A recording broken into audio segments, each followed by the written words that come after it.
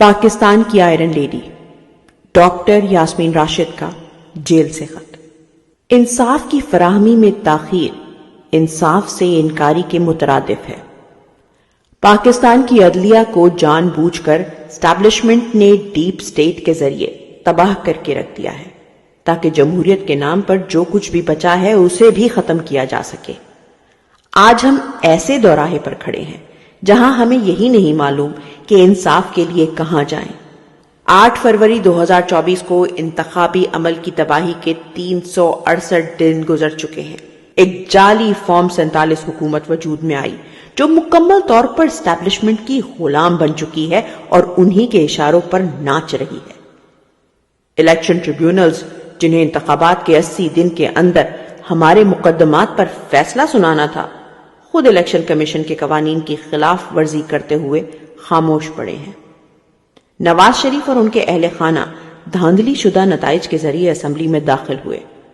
کاش نواز شریف میں اتنی ہمت ہوتی کہ وہ اپنی شکست تسلیم کر لیتے۔ رانا ثناء اللہ نے بہادری اور سیاسی بصیرت کا ثبوت دیتے ہوئے اپنی شکست تسلیم کی، اور سعد رفیق نے بھی ایسا ہی کیا۔ پاکستان کی عوام بخوبی جانتی ہے کہ NA 130 میں کون کامیاب ہوا تھا۔ میں نے جیل میں ہوتے ہوئے بھی انتخابات میں حصہ لیا اور نواز شریف سے زیادہ ووٹ حاصل کیے، جیسا کہ 93% فارم 45 کے نتائج سے واضح ہے۔ دھاندلی اور انتخابی نتائج میں ہیر پھیر کے لیے ذہانت درکار ہوتی ہے۔ میں امید کرتی ہوں کہ الیکشن ٹریبیونلز انصاف پر یقین رکھتے ہوئے دھاندلی زدہ نتائج کا منصفانہ جائزہ لے کر درست فیصلہ کریں گے۔ یاد رکھیں کہ حقیقی انصاف اللہ کی طرف سے ہوتا ہے اور سچائی بالآخر سامنے آ کر رہے گی۔ 8 فروری 2024 کو پاکستانی قوم نے جمہوریت پر اپنے اعتماد کا اظہار کیا۔ اس کے صبر کا امتحان نہ لیں۔ پاکستان میں دفعہ 144 اور دیگر قوانین صرف PTI کے کارکنوں کے خلاف استعمال کیے جا رہے ہیں۔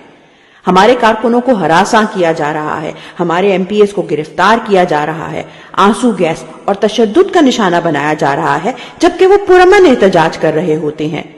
لیکن دوسری طرف وفاقی وزیر اطلاعات عطا اللہ تارڑ کو لاہور میں سرکاری سرپرستی میں ریلی نکالنے کی اجازت ہے اور انہیں پولیس کی مکمل حمایت بھی حاصل ہے۔